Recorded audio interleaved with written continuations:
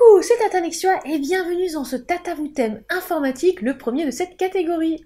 Les auteurs entretiennent une relation parfois mais conflictuelle avec les ordinateurs.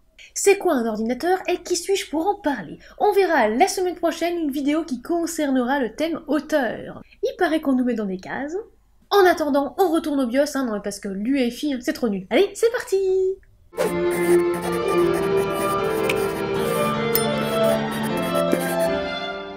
Information préalable. Je suis autodidacte complète et je vais vulgariser à mort dans ce thème pour la simple et bonne raison que vous ne me suivez pas pour savoir ce qu'est l'hyper-threading ni comment gérer Ubuntu. Non mais j'ai été traumatisée plus jeune, cherchez pas. Nope. On va parler simplement et je prendrai souvent, très souvent, des raccourcis. Moi j'ai découvert l'ordinateur, la bête, à mes 8 ans. Mon père en a ramené un d'un magasin, il l'a désossé, ouvert les entrailles pour regarder comment ça fonctionne et tester tout plein de trucs dessus. Avant de monter le sien. Ça me rappelle quelqu'un, ça. Ouais, bah les chiens font pas des chats. Bref, 2 ans plus tard, c'était mon tour. Littéralement. Tu veux un ordi? Ouais, bah je t'achète les éléments et tu te démerdes. C'est quoi le branchement esclave et maître? Oui, je décortique et trifouille les ordis depuis un bail et j'ai suivi aussi une formation en kinétique. Donc oui, les pros, vous risquez de vous ennuyer ou de dire mais pourquoi elle parle pas de ça? Parce que là, on va reprendre en fait la base et c'est sous licence maritienne. L'ordinateur. C'est quoi une machine? Alors oui, attention, ce n'est pas un jouet. Je compare souvent lors de mes interventions un ordinateur avec une voiture. Ça demande d'en prendre soin, de faire des révisions, des maintenances. On peut le personnaliser ou pas, on y reviendra bientôt. Et il y a des catégories différentes. Il y a les voitures sportives qui en ont sous le capot et d'autres, on va dire, qui sont plus citadines avec moins de reprises. Et avec lesquelles on aura du mal à dépasser un tracteur en côte. Comment ça sent le vécu? Non, pas du tout. C'est pareil pour les ordinateurs. Puisque je m'adresse en grande majorité à des auteurs, je n'évoquerai pas du tout ce qui tourne autour du monde du gaming. Il est vrai que quand on veut juste écrire ou regarder Netflix, on n'a pas besoin de la dernière carte graphique qui vient de sortir, ni d'un processeur i9. Bref, il existe des tours, ordinateurs fixes, qu'on peut aussi appeler ordinateur bureau, et des ordinateurs portables. En composition, sans entrer dans les détails pour le moment, du coup on leur parlera pas des nappes. Vous avez un clavier, une souris ou un pad, un câble d'alimentation et une batterie aussi pour les PC portables. Jusque-là, ça devrait aller. À l'intérieur, il y a plein de petites choses, ne vous inquiétez pas, on parlera du disque dur, le fameux stockage très vite. Allumage. On va l'allumer, non pas le feu, la bête. Bouton magique? Pas vraiment. C'est comme le démarreur de votre voiture, vous tournez la clé et piouf, ça s'allume. Comme tout appareil électrique. Veillez donc bien à vérifier que tout soit branché. Et pour un ordinateur portable qui ne s'allume pas ou plus, essayez donc de le brancher sur le secteur en enlevant la batterie. Oui, je viens de glisser un petit truc là. Sachez que l'écran est indépendant et que l'ordinateur démarrera même si l'écran n'est pas allumé. Je parle pour un ordinateur fixe, mais pour les ordinateurs portables, parfois l'écran est juste à changer. Si vous ne voyez rien, admettons, mais que ça tourne, en gros que ça fasse un petit bruit, on pourrait y revenir là-dessus. Essayez de brancher un écran auxiliaire, comme ça. Ensuite, après quelques petites secondes d'un suspense intense, votre système d'exploitation se charge. Et oui, un système d'exploitation puisqu'un ordinateur c'est un ensemble de programmes. Le système d'exploitation est l'environnement de travail qui apparaît à l'écran. Oui, de travail. C'est l'interface entre l'utilisateur, vous et la machine. Un traducteur, quoi. Pour faire simple, le système d'exploitation est ce qui fait marcher la machine et affiche tout ce qu'il se passe à l'écran.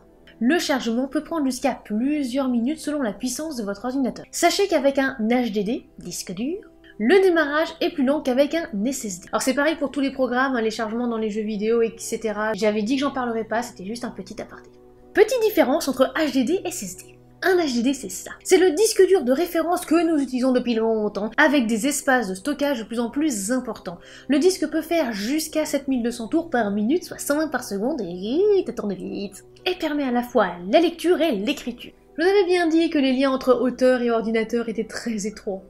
Imaginez, c'est un bras mécanique qui se déplace entre le centre et l'extérieur d'un plateau, afin d'utiliser tout l'espace disque disponible. On va dire en vulgarisant un petit peu comme si on gravait un disque quoi. Durée de vie, 10 ans, parfois plus. J'ai encore par exemple un vieux disque dur qui a 15 ans et qui fonctionne encore. Et parfois, il suffit d'un choc et puis il a beau avoir 2-3 ans, mais capote. Et le SSD. Le SSD est un dispositif de stockage qui remplit les mêmes fonctions qu'un disque dur, mais qui repose sur une technologie différente. Les SSD sont composés de mémoire flash, pour stocker les données à la manière tout simplement d'une clé USB. Eh oui, de manière numérique. Exit, plateau et tête de lecture. Il s'agit en fait de mémoire à semi-conducteur. Et pour la durée de vie, eh bien, ça dépend. Et oui, parce que rien n'est éternel, hein. Comme une clé USB peut bugger et ne plus fonctionner, ne vous dites pas, ouais c'est bon, j'ai un SSD, pas besoin de faire une sauvegarde ailleurs. Faites des sauvegardes. Si possible sur des disques durs qu'on dit externes, donc à l'extérieur en fait de l'ordinateur. Alors petite précision, c'est clair que le SSD est quand même moins fragile en cas de chute ou d'arrêt par exemple soudain de l'ordinateur. PC ou Mac. Alors déjà, il y a une chose qui m'agace aussi quand je donne des cours ou que je dépanne, un Mac n'est pas un PC. C'est un Mac, c'est un Macintosh Apple. Mac, c'est une série de différentes familles d'ordinateurs personnels conçus, développés et vendus par Apple. Alors que PC, c'est Personal Computer, bon alors que d'autres personnes évidemment peuvent l'utiliser, hein, et par extension PC de bureau, où aussi on peut trouver compatible PC. Non, parce que alors les clients qui me disent « Ouais, j'ai un PC à dépanner », et que je me retrouve avec un Mac pas ouvrable. Ou un téléphone, ça c'était pas mal aussi. Mais si, c'est un PC. Alors c'est simple, vous avez compris que j'adorais trifouiller mon ordi, changer ou remplacer des pièces, un petit peu le tuner, le faire évoluer. Et si je veux remplacer un HDD par un SSD, c'est plus facile avec un PC. Mac c'est verrouillé à mort, on peut pas faire grand chose, alors que moi j'aime bien faire joujou. Alors il y a une phrase dans ma formation qui disait « Avec un Mac, tu peux utiliser un ordinateur sans faire de l'informatique. Et quand tu détestes l'informatique, t'es bien content d'avoir un Mac. » Je trouve que cette phrase résume effectivement parfaitement la chose. Et évidemment, je ne juge pas. Et pour avoir testé les deux, je suis forcément pro PC à fond. Que ce soit pour le prix, pour la fiabilité, on en parle de mon tout premier PC qui fonctionne encore, ou le confort, j'évoquerai plus souvent dans ce thème les PC que les Mac, pardon pour les pro Mac. Sachez en revanche que cela ne change absolument rien à l'écriture. Vous choisissez bien le support que vous souhaitez. Et j'insiste, que vous souhaitez. Ce n'est pas parce que votre sœur a un Mac que vous serez à l'aise avec un Mac et vice versa pour le PC. Alors question marque, oui j'ai bien sûr mes favorites mais que je ne révélerai pas, des marques qui ne m'ont jamais fait défaut, avec du bon matos, le genre de truc qui tient bien même si t'as pas forcément un setup de ouf et tu peux aller faire des soirées de raid en mythique, aucun problème, le PC il va tenir le coup. Oui j'avais dit que j'en parlerai pas, passons au titre suivant. Mais en fait, y a quoi dans l'ordinateur? Ça fonctionne avec de l'électricité, ok, mais à l'intérieur ça donne quoi? J'adorais mes cours de techno, surtout quand on s'occupait des ordis, des circuits imprimés, je prenais complètement mes plaisirs à expliquer comment ça fonctionnait. Donc j'espère qu'il en sera de même avec vous.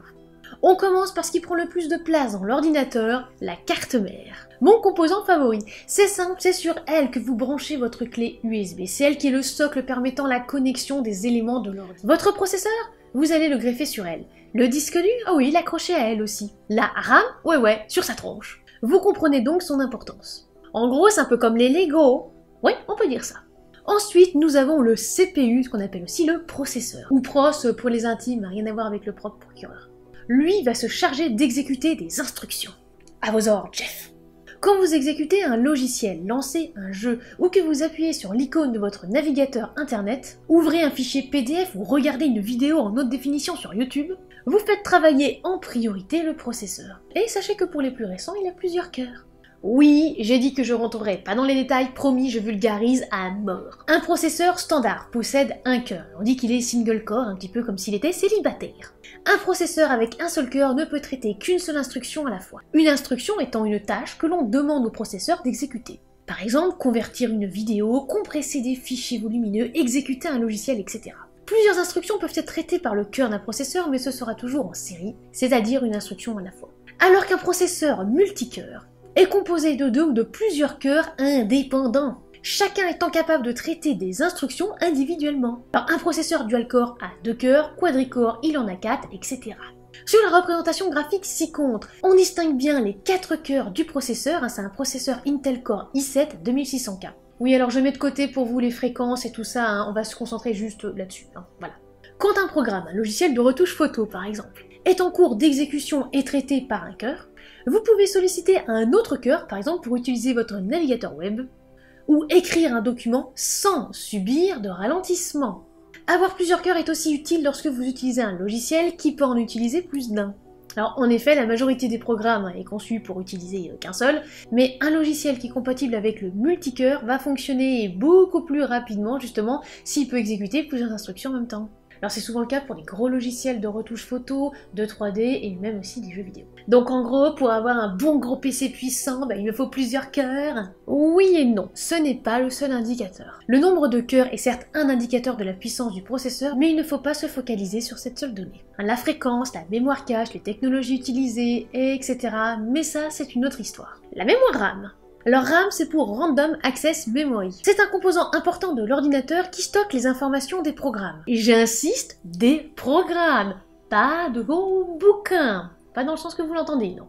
Ces informations sont utilisées par le processeur pour effectuer les calculs nécessaires. Les données stockées sont volatiles et sont perdues lorsque l'alimentation est coupée. Alors il existe plusieurs types de mémoire, SDRAM, DDR1, etc. Là on en est au DDR4 et peut-être même au DDR5, et c'est pas fini. Plus vous aurez de RAM, moins vous ramerez. Mais c'est pas une raison pour acheter 16 Go de RAM si vous voulez juste faire du traitement de texte sur Word. Et attention, laguer et ramer, ce n'est pas pareil. Oui, parce que j'en ai un petit peu marre justement qu'il y ait une petite confusion. Le lag, prenez-le comme un retard. Un paquet qui met longtemps à transiter au niveau d'une route. Bon alors, ça vient?